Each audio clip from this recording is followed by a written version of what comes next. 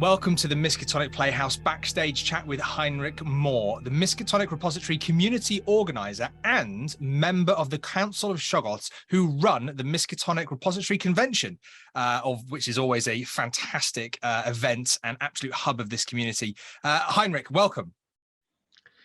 Thank you so much for having me. I'm really excited to participate in this, and a word of thanks to you and everyone else at the Miskatonic Playhouse for setting this up, but also all the other work that you've done. It's been really brilliant to see. Thank you. Oh, well, yeah. Well, we're really excited. You've been a part of that. You've been a guiding star for us, Heinrich. I've been dodging work, is what I've been doing. I'm glad we could help with dodging work. Okay, so we've got some questions from the community here, and I think what we'll do is we'll just jump straight in, if that's all right with you. By all means. Fantastic. Okay, so our first question is from our very own producer at the Playhouse, from Stu, and his question is, what got you into tabletop role-playing games in the first place? So this takes us back into the aeons of history, which means probably half your audience has already turned off. When I first came to the United States in my very early teens, I think I was at a bookstore and I saw some Dungeons and Dragons books, a campaign setting called Mystera, something like that. And I convinced my parents to purchase some of them. And then I couldn't stop telling everyone how excited it was that this was a world in which you could truly do anything. And they would ask silly questions like, well, can you buy an elephant? And I'd say, I don't know. And I turned the page and I find, oh, yes, it costs you 500 gold pieces, something like that. And then a few years later, I was sitting in a hobby store and hearing the person who would go on to become my brother-in-law running some Dungeons and Dragons and talking about Norse mythology and Valhalla. And I just asked, can I join this? And that was Against the Giants, an old D&D module that leads into a longer scenario. And, we just had a blast of a time. And that was when I really then got started. Call of Cthulhu came later for me, but as with so many others, it did start with D&D for me. Yeah, absolutely. Well, it's often talked about as the gateway, isn't it? One of the gateway games for a lot of us gamers. Yeah. Okay, nice, brilliant. Okay, well, so we've got a question here from Alex, and I'm not going to lie to you, Heinrich. This is a little bit of a loaded question. Alex P's question here is: do you have a favorite MR scenario, favorite Miskatonic repository scenario? So no beating around the bush with that one. I really liked how you also sort of touched your headpiece. Like, I imagine you're getting the questions in real time, and maybe that's the case. I don't know. Yeah. So, favorite Miskatonic repository scenario? No, I don't. And that's for a couple of reasons. So one, I wouldn't want to say I have a favorite, even if I did. And the other reason is I think it's important to focus on the fact that MR scenarios are interesting. They allow us to do interesting things. They allow us to do novel things. But that often means that expressing our favorites or what we liked about the scenario comes with caveats. So just to give you one example from my scenarios, Little Torches, I love it. It's dear to my heart. Is it a good scenario? I think so. Yeah, there you are. But others could very reasonably disagree. It's long, it's convoluted, the sandbox can go wrong. And I think that's the case with a lot of scenarios on the Miskatonic repository. So instead of saying what's my favorite one, I'll give you some of the ones that I have gotten to play and read and that I think illustrate what the MR is capable of. So Bridget Jeffries' scenario, Sorrow in Tsavo, which is a play on The Ghost in the Darkness, the movie and the story of the man-eating lions in that region of Africa. There is some great work that the scenario does at the beginning with handing out tasks to different characters and giving them little challenges around the campsite to fix. And I think that that's a really effective mechanism. Full Fathom 5, Paul Fricker, excellent scenario. Also, very interesting mechanic of switching through different investigators throughout the whole scenario. Also, sea shanties.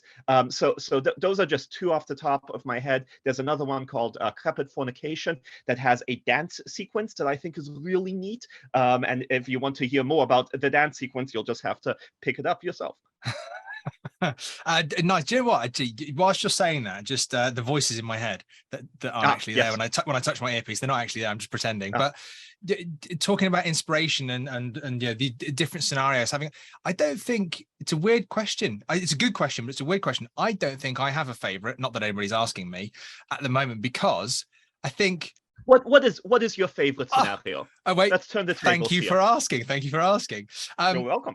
Do you know, I'm going to steal your answer. I don't think I have one, because I think I have almost a new favorite every couple of months or something. You read a new one, or I'm very lucky with the Playhouse. I get to play lots of scenarios, and you get excited about a scenario, and then you read or play a new one, and then you get excited about that. And you're right, it's the cool little mechanics, it's the things that challenge you as a player to do different things.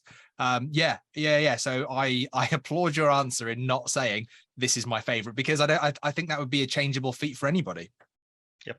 Yeah. Okay. Brilliant. Okay. Thank you very much for that. Great good answer. Interview. Thank you. Good night, everyone. Well, the next one, this is not one of the voices in my head. This is actually from anonymous, someone either who has a fantastic name or didn't want to leave their name. But this question is, what themes and you mentioned Little Torch is one of your scenarios, but in the three scenarios that you've written, what themes do you explore in those scenarios? So I didn't realize this until I had spent quite some time writing. It was more an after the fact realization for me, but and you can see this on the cover for Heinrich's Call of Cthulhu Guide to Character Creation, where some folks have sort of commented, well, you are prepared. There it is. And the figures on it look quite haunted, and people have reasonably asked, boy, it feels more like you're making a cultist and less that you're making an investigator. Is this really for creating investigators or cultists? And I say yes. And that's because I've realized that a lot of my scenarios explore the line between investigators and cultists and reflect the philosophy that most investigators are really just future cultists. That's how it starts. And it all starts with good intentions, but madness follows, and a little bit too much darkness blots out the light. And before you know it, you have investigators coming after you, and you're not sure why, because all you're trying to do is resurrect this great old one to save the world. And who wouldn't want that, right? So one of the corollary to that is I become frustrated when I see cultists used as monsters. For me, it's very important to remember that cultists are human beings, and it allows us to have cultists be evil, or whatever we want that to mean, in a way that mythos entities by their very nature typically aren't, right? They are aside from human morality. So I really like to reflect that. And in Unremembered, it is a band of school kids that are going to try and perform a ritual, and that's what cultists do, and they unwittingly enter into that space. In Little Torches, the antagonist is someone who is very much a Call of Cthulhu investigator, but has taken the ends justify the means to an extreme place. And in The Great Trap, you have an antagonist that, is trying to defeat a mythos entity. It just so happens that in so doing, he may break apart time and space as we know it. Hey, you can't make an omelette without breaking a few investigators. Is the very, very famous saying, I believe. That's what I hear from Yog-Sothoth all the time. Well, this leads us really nicely onto our next question, and the next question is from your friend and ours, Bridget Jeffries.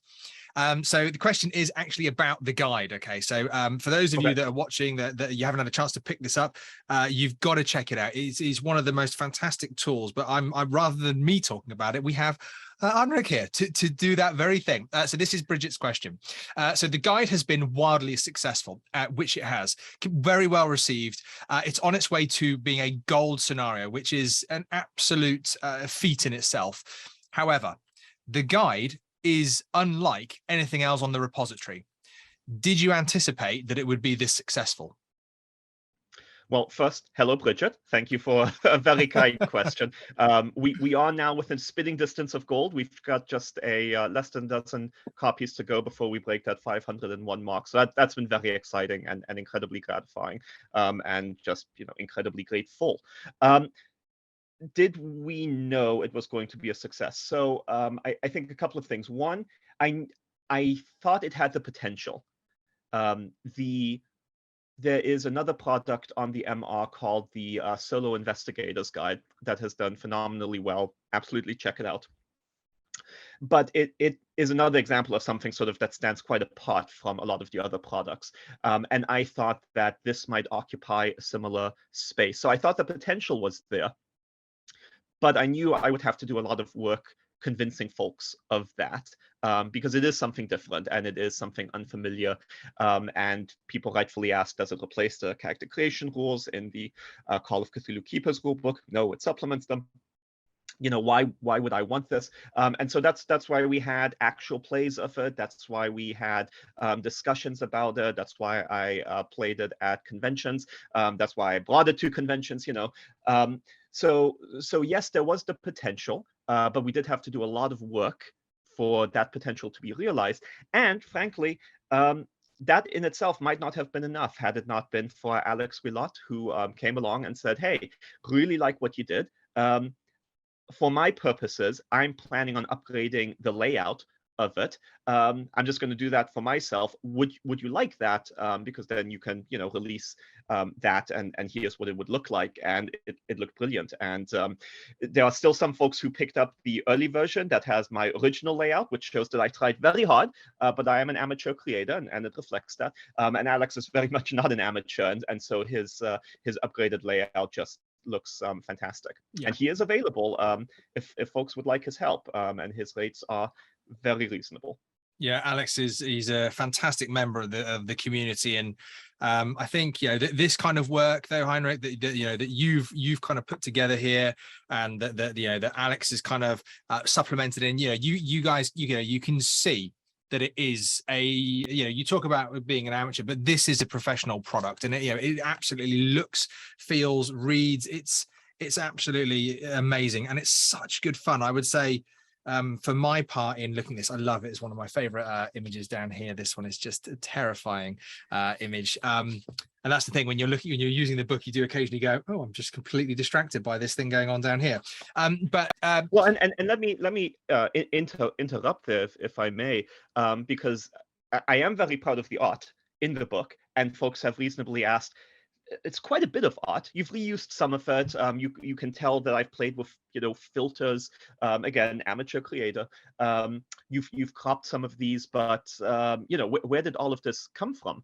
And a lot of creators may not be cognizant of the stock art packets that are available on the Miskatonic repository. Chaosium released these way at the beginning of the repository. I think there's 3 or 4 of them. They have everything from mundane items to sort of art action sequences of the type you see in the book. And I would say 90 to 95% of the art in the character creation guide is from the stock art book, because while it's all different styles, the fact that the guide is divided into chapters means that you can use a lot of different types of art without it clashing with each other.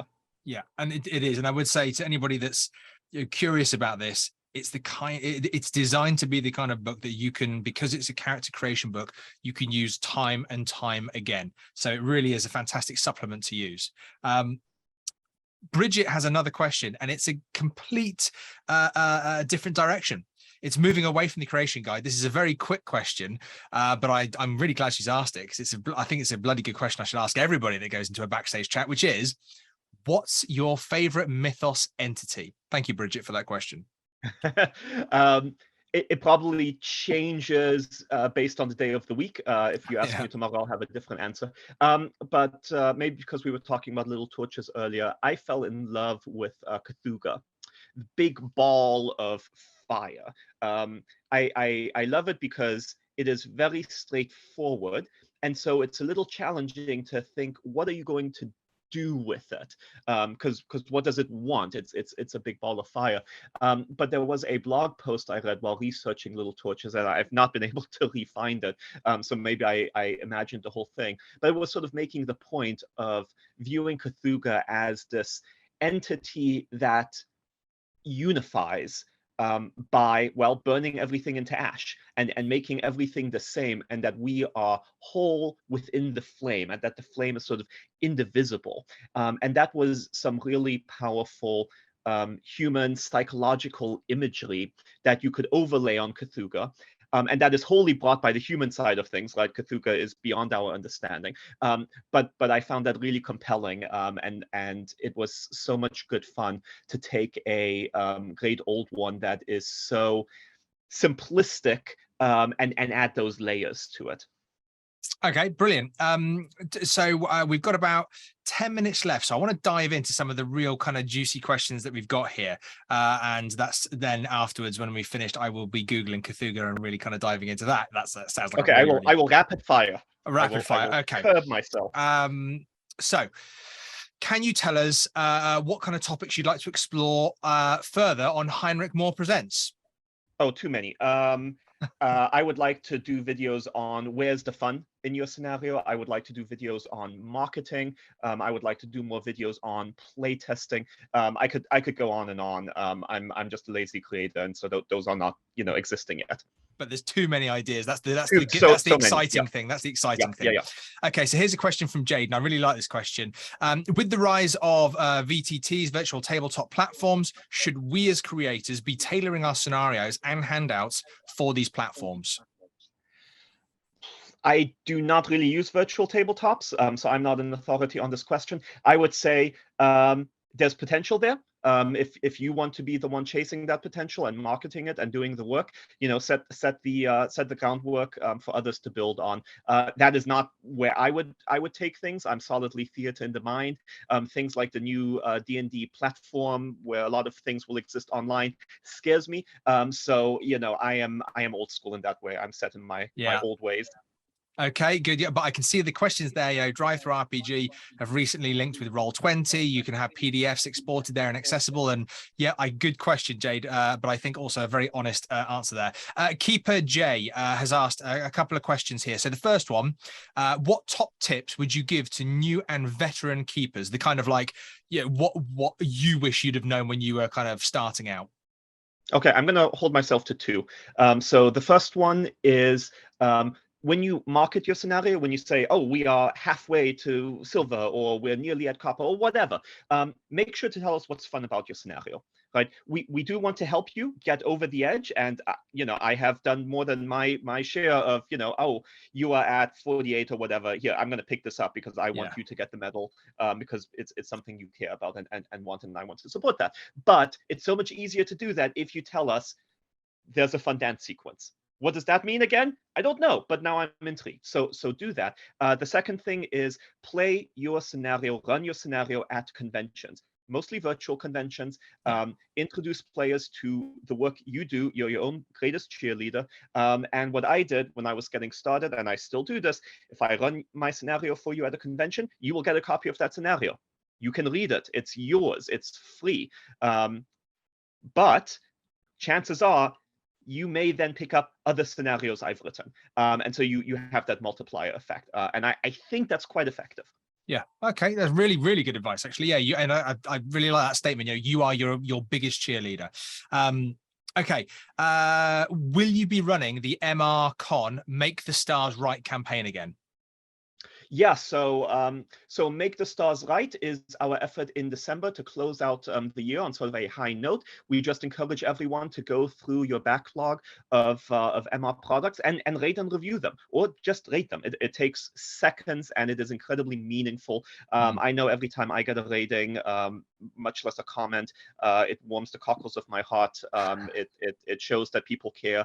And that's what a lot of us, creators working sort of in the dark, in obscurity perhaps, really benefit from. So we will be doing that. We will also be doing our NaNoWriMo Cthulhu edition, where we help you with whatever work in progress you've got going on during the month of November. And there are no targets. You set your own targets. But if you want us to bother you every day, every other day, check up on how you're doing and are you sticking to your goals. We will do that. We will kick your butt if you want us to kick your butt.